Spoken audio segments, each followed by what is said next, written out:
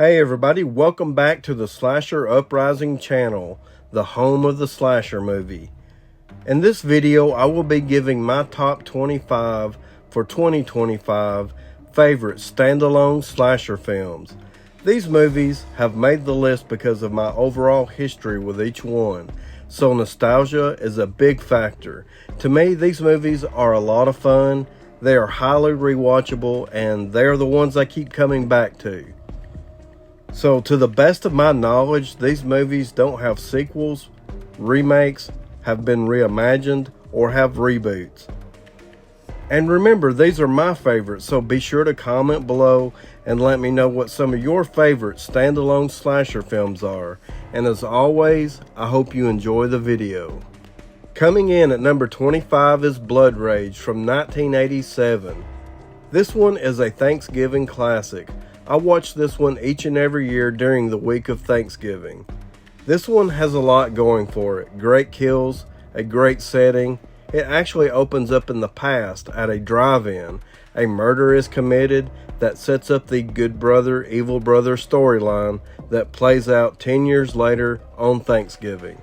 And I will never forget, it's not cranberry sauce. It's not cranberry sauce, Artie. It's not cranberry sauce. Coming in at number 24 is All Through the House from 2015. This one is a mean-spirited Christmas classic. In this one we have a deranged psycho Santa with a troubled past. He unleashes his rage on anyone engaged in sexual acts. So sex seems to be a trigger for him, and when you find out his secret, you understand why. This one has some absolutely brutal kills. It has great special effects, it's violent, and it's gory. Coming in at number 23, we have Fender Bender, released in 2016. In this one, we have a young driver named Hillary who recently got her driver's license and soon after ends up in her very first fender bender.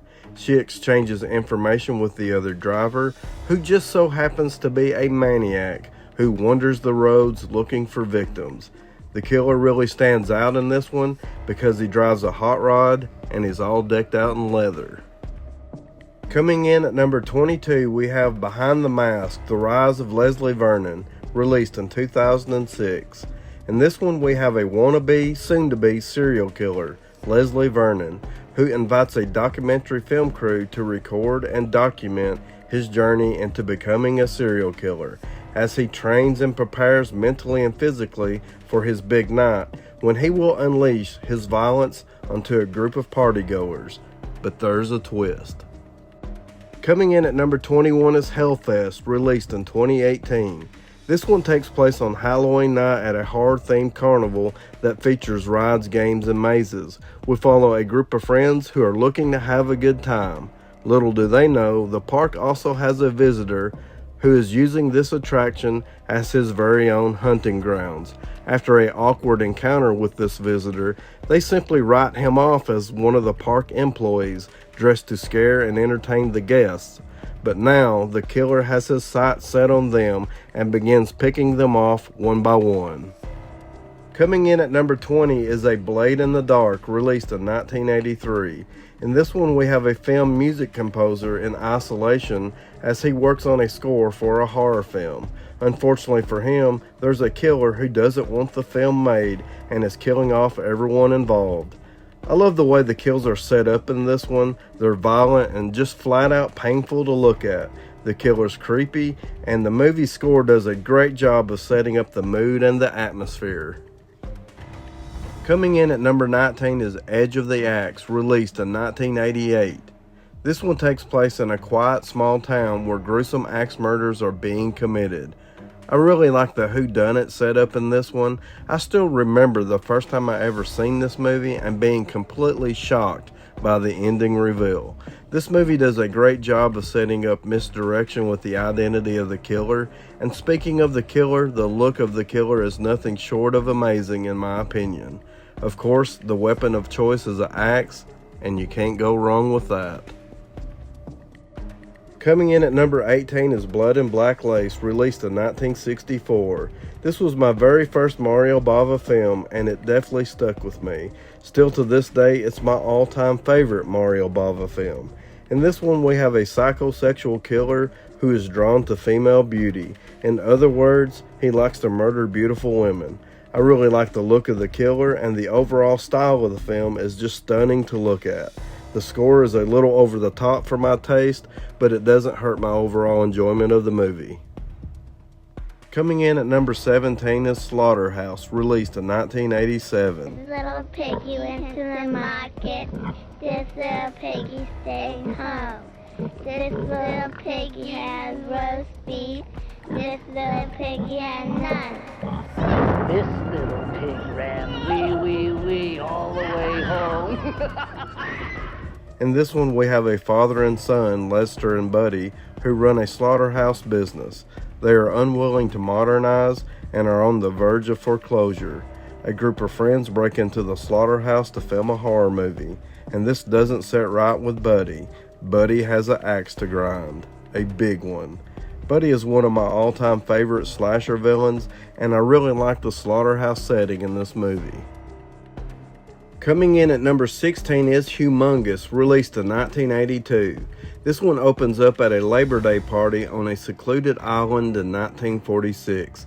The host is raped by one of the guests. The assailant is attacked and killed by her dog.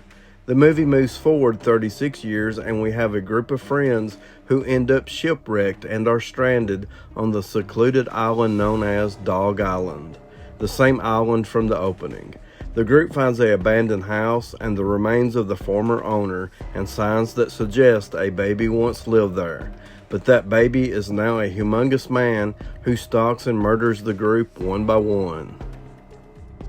Coming in at number 15 is The Hills Run Red, released in 2009.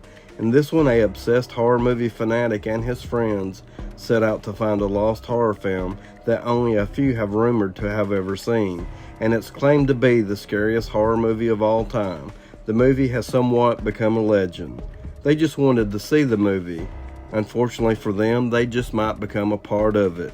This movie sort of has a movie within a movie vibe to it, and I really dig that. And the doll face killer is nothing short of amazing. Coming in at number 14, we have Monster Man, released in 2003. In this one, we have a couple of friends who are on a road trip traveling down a desolate road.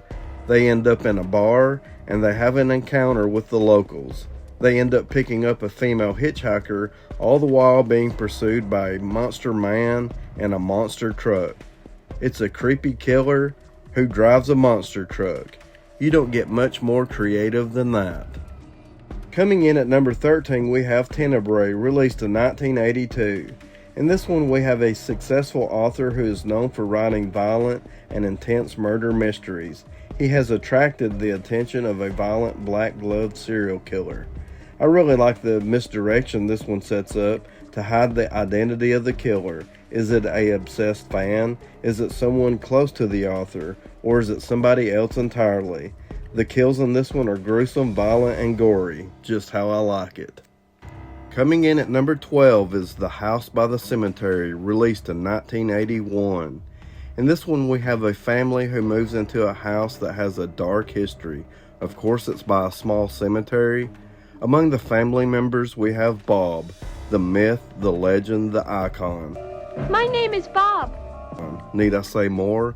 Probably not, but I think I will anyway.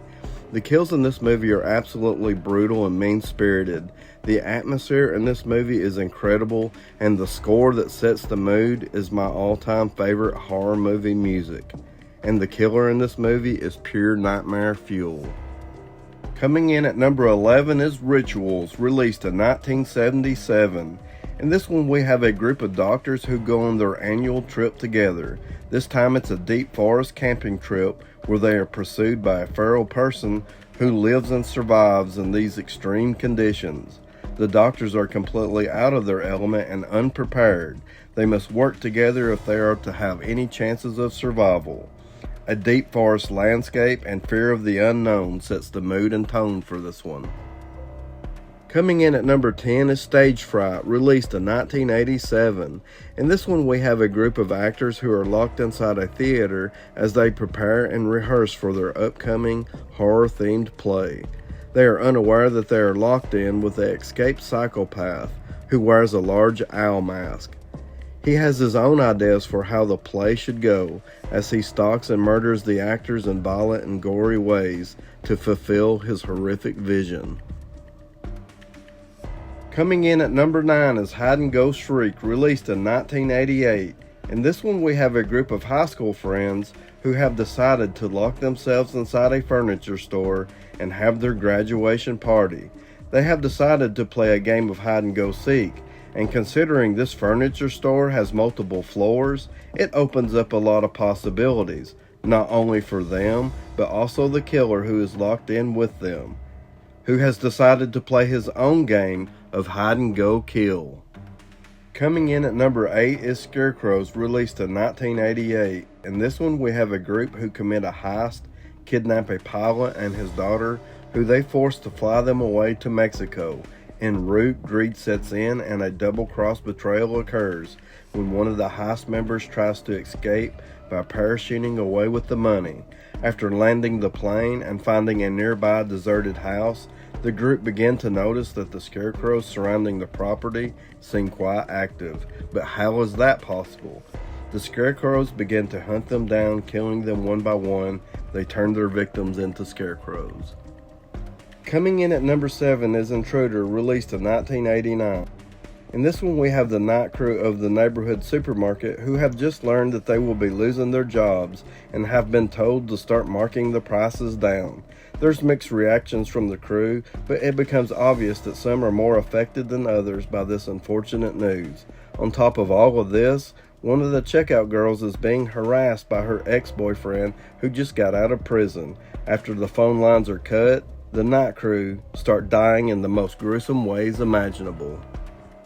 Coming in at number 6 we have Haunt, released in 2019. In this one a group of friends go to an extreme haunt on Halloween night and are simply looking for a good scare, but end up getting much more than what they bargained for. After being locked in what starts off as a typical scare attraction, the group slowly starts to discover that the danger is very real, and if they are to have any hope of escape, they must work together. The movie is loaded with intense suspense, creepy atmosphere that perfectly fits the Halloween scare attraction theme.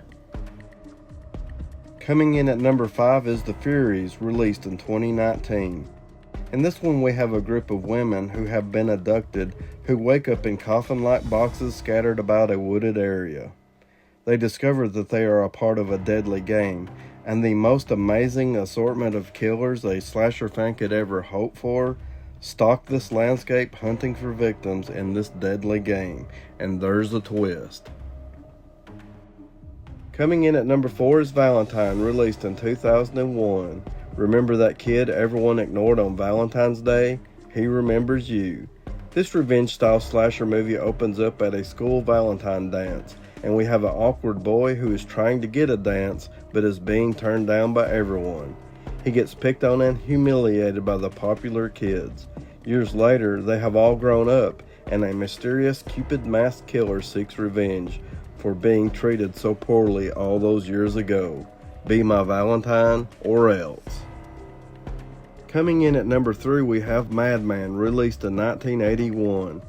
In this one we have a group of campers who have gathered around the campfire to share the story of local legend Madman Mars, my personal hero. This eerie tale sets the stage for the gruesome events that will take place on this night of terror. The movie features a fun score, a great camp setting, and highly entertaining kills from one of the greatest slasher villains of all time, Madman Mars. This is one that I will always come back to. Coming in at number 2 we have The Burning, released in 1981. In this one we have another camp slasher set up with a campfire story. It opens with a group of kids who pull a prank on a cruel camp counselor named Cropsy. The prank goes horribly wrong, leaving Cropsy horribly burned, disfigured, and scarred for life. After being released from the hospital 5 years later, Cropsey returns to the campgrounds to seek revenge on the campers. This one features a great musical score, a great camp setting with lots of camp activities, a great assortment of characters.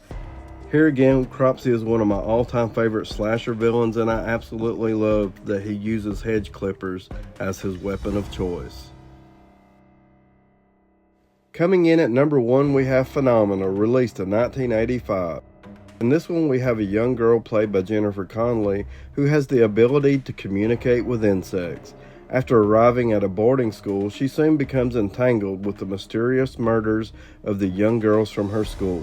She comes in contact with Donald Pleasance, who plays as a professor who is trying to help the local authorities solve the case of a missing girl who is believed to be dead. He has a chimpanzee that might very well be the star of the show. Phenomena is a bizarre masterpiece that almost has a dreamlike quality to it. The musical score is nothing short of amazing. The movie is absolutely beautiful to look at. For me, this movie will always hold a special place in my heart. Okay, so there you have it. This has been my top 25 for 2025 favorite standalone slasher films. If you liked the video, please give me a thumbs up and subscribe to the Slasher Uprising channel, the home of the slasher movie. Be sure to comment below and let me know what you think of the video, and as always, I would like to thank you all for watching.